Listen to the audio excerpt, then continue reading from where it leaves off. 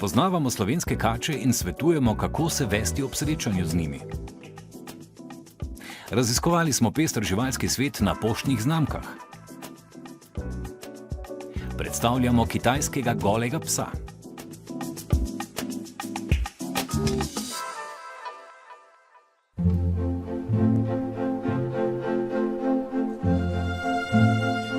Pozdravljeni!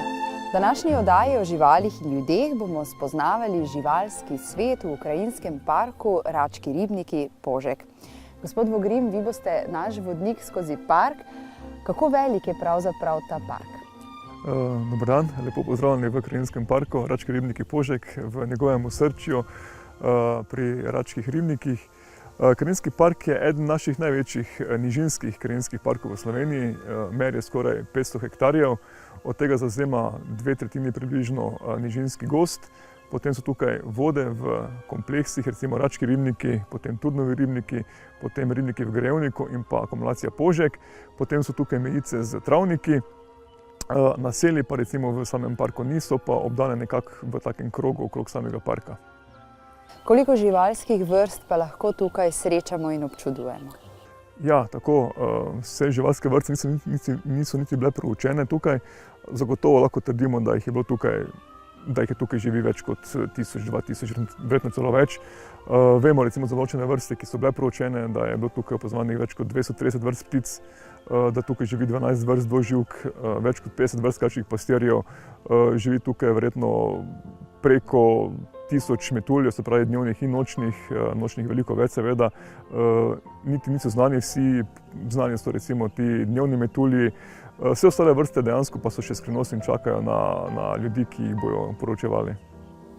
Takole, ko se sprehajamo, ljudje najmanj radi srečamo prav kače, recimo, katere vrste lahko vidimo v tem parku? Ja, v parku prav veliko vrst ni, je pa kač veliko. Najpogostejša kača je zagotovo belouška.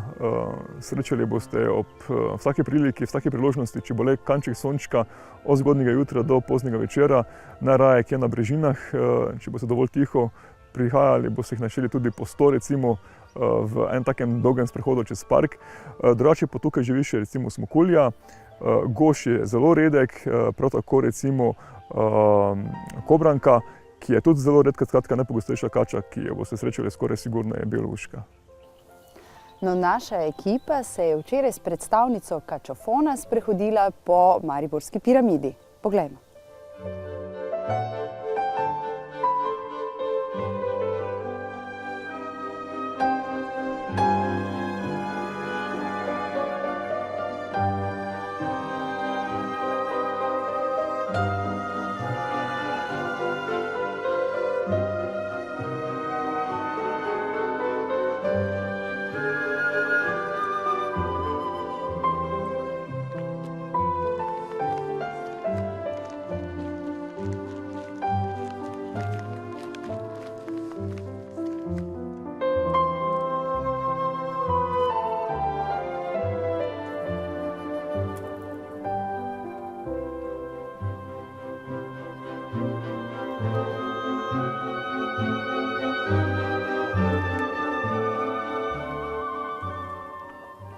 Zdaj smo na Mariborski piramidi. Koga iščeva? Za kom oprezava? Ta trenutek oprezava za modrasi. Kako pogosto jih je mogoče najti tukaj pri nas? Prav na piramidi so modrasi kar pogosti. Tudi na Kalvariji, tu so prisojna pobočja. Modrasi pa so zelo toploljubne vrste, tako da so tu kar pogosti. Katere druge vrste kač še lahko srečamo tukaj? Tukaj smo zaenkrat zabeležili podatke o navadnem gožu, tudi podatke o belouški in smokulji. Modras je strupenjača, vse ostale kače, ki sem jih naštela, so nestrupene kače. Strupenjače od nestrupene kače ločimo po tem, da ima strupenjača krajše, bolj čokato telo, torej so bolj debele. Medtem ko so nestrupene kače daljše, imajo vitkejše telo. Tudi po drugih znakih se jih da ločiti, kot je na primer strupenjače imajo pokončno eliptično zenico, naše nestrupene kače imajo okroglo zenico, razen mačje oke, ki je izjema. Tudi po luskanosti glave se jih da ločiti in po značilnem cikcaku, ki jih imajo naše strupenjače. Vse strupenjače imajo povezan cikcak, ostale kače ali cikcaka nima ali pa je ta nepovezan. Če srečamo kačo, pa ne vemo, katera vrsta je, si lahko pomagamo tudi s kačofonom. Ja, v društvu imamo telefonsko številko.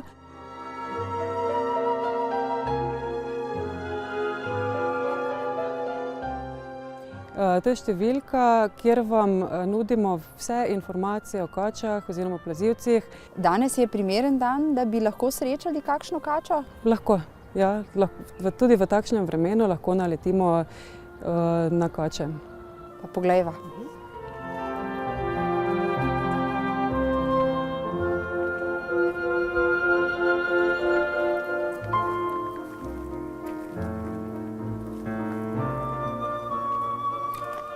Zdaj sicer ni videti, da bi opazili kakšno kačo, medve sva zdaj mirni, počasni.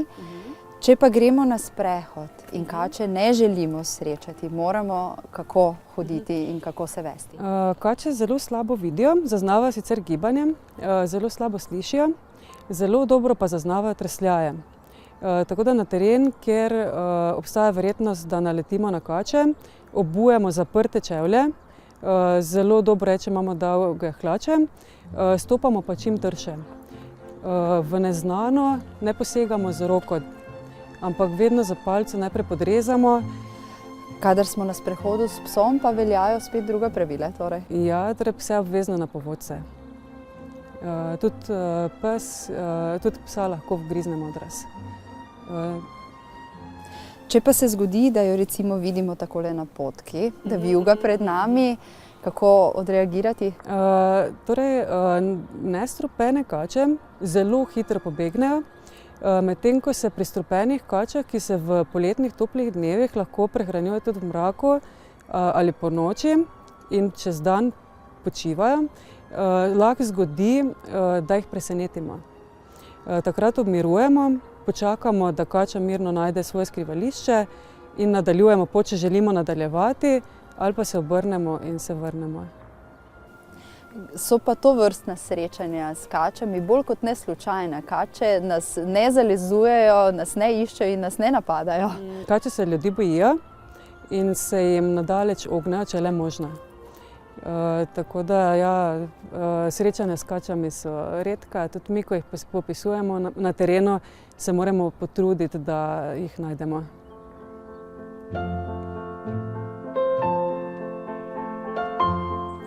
Vrnili smo se v krajinski park Rački ribniki.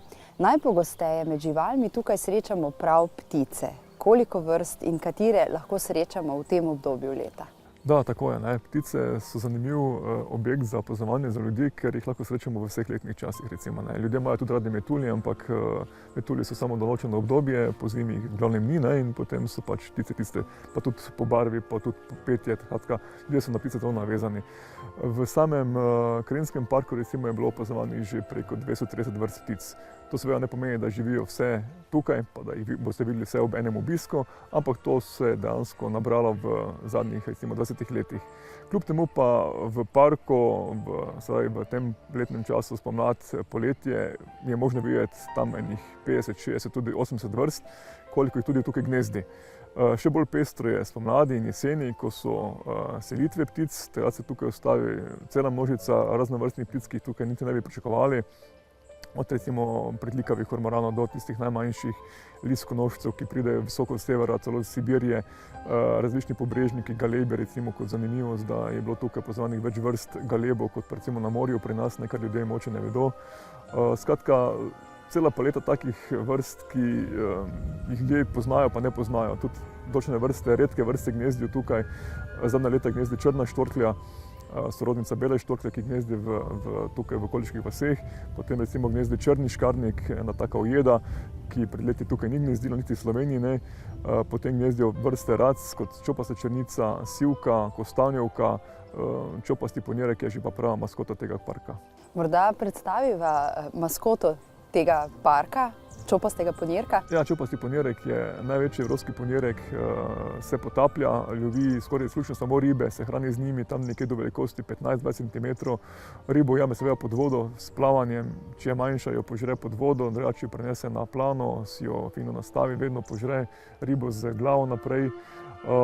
Gnezdi na vodi, na kopno pride izredno redko, če že. Je to glavno gnezdo, ki je plavajoče, seveda zopet na vodi. Jajca so mokra, kar je zanimivo recimo za ptice. Ko zapusti gnezdo, jajca pokrije, da jih skrije.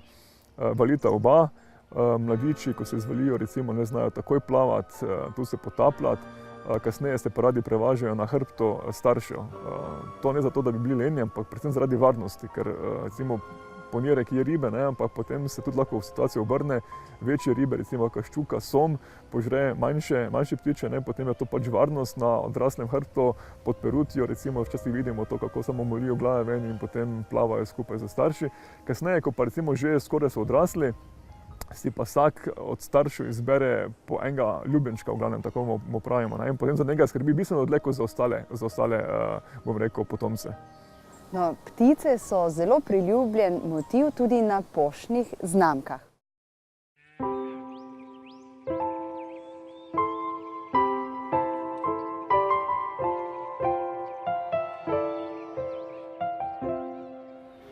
Živali na znamkah so zelo pogost motiv. Po nekih statistikah narejenih med izdajatelji znamk in med zbiralci se je pokazalo, da so teme, motivi, faune in flore najbolj pogost motiv. Očitno so med zbiralci, ki jim je večina znamk danes namenjena, najbolj priljubljene. Šele na tretjem mestu je šport. Živali se na znamkah pojavljajo v različnih konceptih, če naj tako rečeva. Večina znamk je pravzaprav namenjena samim posameznim živalim, živalskim vrstam. V zadnjem času so dostikrat na znamkah ogrožene vrste, zaščitene vrste, ker je pač s temi danes problem. Se pa zaradi priljubljenosti te teme dostikrat živali pojavljajo tudi kot nek vzporedni element na znamkah, ki imajo za osnovni namen nekaj drugega. Tam smo imeli recimo primer cestna vozila, pa imamo na znamkah vozila, ki jih vlečejo konjiči, voli, neke druge pač primerne živali za to. Potem so recimo znamke, ki so namenjene poštnemu prometu, pa najdemo tam jezdeca, spet kočijo, diližanco in takega, kjer se spet pojavijo živali. Potem recimo pri slovenskih znamkah najdemo živali tudi v tem primeru kot vinjete, se pravi dodatek znamkam, na znamkah, ki so sicer obravnavajo sadne vrste pri nas, ne, in tako naprej. Skratka, so zelo, zelo popularna tema. Katere živali pa najpogosteje srečamo na znamkah? Najbolj popularni med vsemi živalmi so ptiči, vsaj po številu znamk, ki so s tem motivami šle. Sicer pa lahko najdemo na znamkah najrazličnejše živali. Od takih malo manj simpatičnih in priljubljenih, kot so recimo pajki in kače, do seveda medvedkov, kozic, psičkov, muckov. Med mladimi so zelo popularni tudi dinozavri recimo in te živali iz prazgodovine. Skratka, lahko bi rekel, da ni vrste živali, ki se na znamkah ne bi pojavila.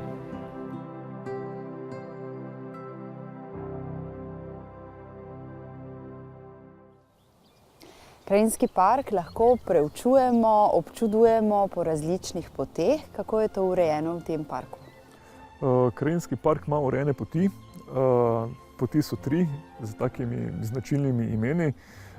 Ponjerkova, Močvirkina in pa Grajska. Poti so različno dolge, vse 3 so primerne za obiskovalce različnih starosti, se pravi od otrok do starostnikov. Vse potekajo po ravninskem delu, delno na odprtem, delno po gozdu, tako da tudi tukaj, če je vročina, recimo nam ne bo, najdemo senco. Poti so urejene, na določenih mestih imamo klopi, imamo opazovalnico, se pravi neko višjo točko, kjer lahko opazujemo.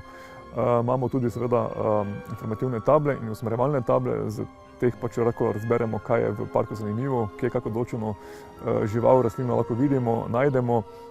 Za vse obiskovalce je primerno, da se držijo poti, se pravi, da ne zapuščajo poti, da ne vznemirjajo živali, predvsem ptic v času gnezdenja, se pravi med aprilom pa junijem. Zatem tiste šironožne prijatelje, da imajo na vrvici, da jih ne spuščajo v vodo, ker s tem plašijo ptice, pa potem je lahko problem, če se ptica več ne vrne, potem propade gnezdo, se jajca ohladijo, skratka zarod propade. Smeti so drugi problem, recimo tudi nekaj košov, ampak še bolje je, da smeti odnese s sabo, tako da v parku pustijo samo svoje sledi. Hvala lepa. V nadaljevanju naše oddaje pa bomo spoznali zelo redko pasmo psov v Sloveniji. Obiskali smo novinarskega kolega Mateja Korošca.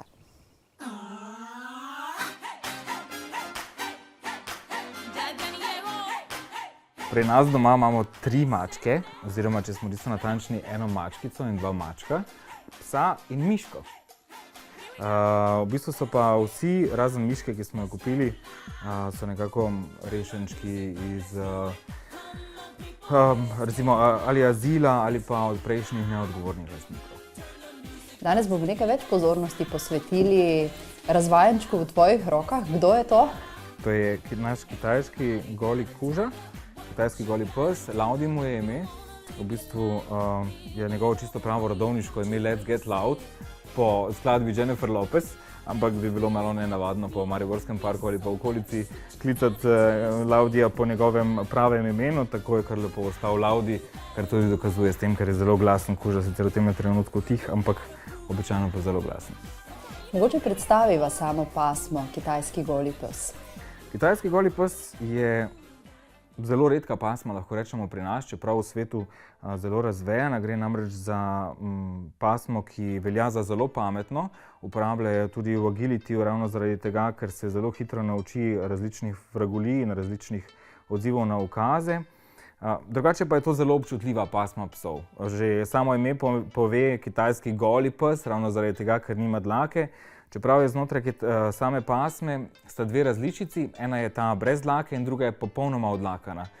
Gre za tudi regresivni gen, kar pomeni, da znotraj istega legla je lahko nekaj mladičev takšnih golih, nekaj pa popolnoma normalno odlakanih, tako da je znotraj istega legla naprimer takšna različica. Priznani sta pa obe različici. No, pri temle golem psu je pač značilno to, da je zaradi tega tudi zelo občutljiv, da potrebuje posebno nego, v zimskem času ga je treba obleči, ko greš ven, poleti pa mazati s kremo za sončenje, da ga sonce ne opeče. Pa tudi siceršnja nega je kar zahtevna, morda tudi kar se tiče hrane? Ja, pri hrani so ti psi kar občutljivi, namreč zahtevajo kvalitetno hrano brez žitaric, tako da kakšna hrana, ki ima veliko žitaric ali pa veliko nekih mesnih nadomestkov, kot so različne hrane iz supermarketov, ne pridejo v poštev. Gre resnično za specializirane hrane za pse, ki so občutljivi na žitarice. Tako da je potrebno biti pozoren ravno na to, ker se mu vse dejansko odraža na koži. Poleg tega imajo ti psi tudi težave z zobmi, ne toliko samih težav, kot toliko, da zob nimajo ne vem koliko, v bistvu imajo zelo malo zob in še ti jim začnejo dokaj hitro izpadati. Tudi velika težava pri njihovem zobovju je zobni kamen, ta se začne ob nepravilni prehrani zelo hitro nabirati na zobe in v bistvu povzroča potem tudi vnetja dlesni in razne druge težave. Kako se sicer razume z ostalimi družinskimi člani, živalskimi? Pravijo, da psi in mačke ne spadajo skupaj. No, pri nas smo v bistvu dokaz, da temu ni tako. Sploh pes Laudi je bil navajen že v bistvu na mačke. Mački na njega na začetku sicer ne, je bilo nekaj težav, še posebej z najmlajšo članico, ki je v bistvu prvič v življenju svojem sploh videla neko bitje, ki ni bilo ravno predstavnik mačje vrste. Tako da je imela 3 dni malo težav, potem pa so se ujeli. No, sredinski maček še vedno ni v preveč dobrih odnosih z Laudijem, tako da Iri ima še vedno kar nekaj težav z njim, ampak se iz dneva v dan bolj navajata eden na drugega, tako da danes že lahko spita na istem kavču. Potem si Iri morda vmes malo spomni, da je jezen na Laudija, da ni ravno z njim v najboljših odnosih, pa malo zapiha, ampak se potem premisli, pa sta spet prijatelja. V naši oddaji zmeraj svetujemo, katera pasma, kakšne vrste človek, torej kakšni ljudje si lahko omislijo to pasmo psov. V bistvu za kitajskega golega psa pravijo sicer, da je odličen tudi družinski pes, ampak ne ravno pri najmanjših otrocih, ker ga lahko poškodujejo. Njegova koža namreč je občutljiva na praske, tako pri majhnih otrocih ni ravno priporočljiv. Drugače pa je to kuža, ki je v bistvu zelo vodljiv, zelo prilagodljiv, rad ima notranje prostore, tako da je za vse tiste, ki na primer nimajo ne vem koliko časa za dolge sprehode vsak dan po nekaj ur. Pri Laudiju je tako, da zjutraj, še posebej v tistem mrznem delu leta, opravi potrebo lulanja in kakanja kar pri prvem drevesu, potem pa kakšen polurni sprehod na dan mu je čisto dovolj, pa enkrat na teden mogoče malo daljši sprehod. Najbolj srečen je seveda, ko je doma, lepo na svojem ležišču ali pa na kavču, stisne zraven človeka, ker ga dejansko tudi pozimi zebe, ravno zaradi tega, ker nima toliko dlake na sebi. Dejansko je to za ljudi, ki si želijo res neke živali, za katero bodo vseeno morali skrbeti, česati vsak dan, kopati enkrat na teden. Tudi to je potrebno pri tej pasmi, zaradi tega, ker dobijo von, ravno zaradi tega, ker niso odlakani. Drugače pa je to v svoji osnovi zakompliciran pes, ampak če jih imaš rad, v bistvu zelo takšen preprost in veliko ti da tudi veselja pri tem, da se ti pride stisniti pa spi zraven tebe, še posebej po zimi, ko se zavija v klobčič, pa te dejansko spremlja pri tvojem spanju. Rekel se je enkrat na teden kopati, veliko nege potrebuje, obiskuje pa tudi frizerja seveda. Tako, frizerja obiskuje namreč zaradi tega, ker čeprav se te pasmi reče kitajski goli pes, mu zrastejo na hrbtu pa po zgornjem delu tačk takšne čudne ščetine, in to se v bistvu tudi po samem standardu pri tej pasmi odstranjuje, odbrije ali pa odstriže, tudi zaradi tega, da koža lažje diha, da je lažja za vzdrževanje. Pri tej pasmi namreč se velikokrat pojavijo različni ogrci ali pa suha koža. Naprimer, Laudi je včeraj bil zunaj, ko nas je dobila nevihta in ima danes tudi precej suho kožo zaradi tega. Tako da se potem dosti lažje sama koža vzdržuje, če je dlaka pokrajšana in spravljena v tisti standard, da je dosti lažje skrbeti za njega dejansko. No, danes vaju bo z Laudijem naša ekipa spremljala k ureditvi, k frizerki. Zdravo, dober dan, zdravo Laudi. Zdravo Laudija. Jo, kje pa si? Skrit pod dlaka. Ja. V bistvu bi ga oprali, ker je včeraj bil na dežju, pa ja, seveda, ja. Zdaj, kaj se njega tiče, bolj pri teh neodlakanih ena specifika, kar pomeni, da je potrebno telo pobriti, tukaj skratka, ko so krajše dlake, oziroma striže se po standardno, oziroma brije. Pri njih je pomembno, da škornčke obdržijo, da obdržijo odlakano glavo in pa rep. To je skratka pomembno, se pa gobček tudi pobrije, ne? Torej ta del pri sprednjem delu in pa do oči. Zdaj specifika oziroma posebnosti nege tega psa je predvsem v kopanju. Zdaj tega golega kitajskega psa poznamo, sta dva tipa kože. Torej prvi tip je, ko se lojnice izločajo preveč maščobe oziroma več maščobe, takrat se tudi ogrci pojavljajo, drugi tip pa je bolj svilnata koža z ožjimi porami.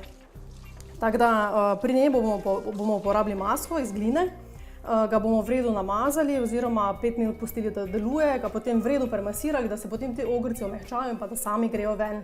Potem se zafrotira s to brisačo fajn zdrgne in se potem to samo nekako izloči iz kože. Psi uživajo v tem? Čisto odvisno, eni imajo zelo radi kopanje, drugi spet ne. Pomembna je tehnika kopanja, torej da je dovolj topla voda, da se ne otresajo, da jim ne gre v oči, v ušesa in pa v nos. Drugače pa načeloma nimam težave z kopanjem, bolje sušenje je tisti problem, no. Problem pod narekovajih. No. Kako pa Laudi reagira? Ja, Laudija poskušam čim bolj sfrotirati, da čim manj sušim.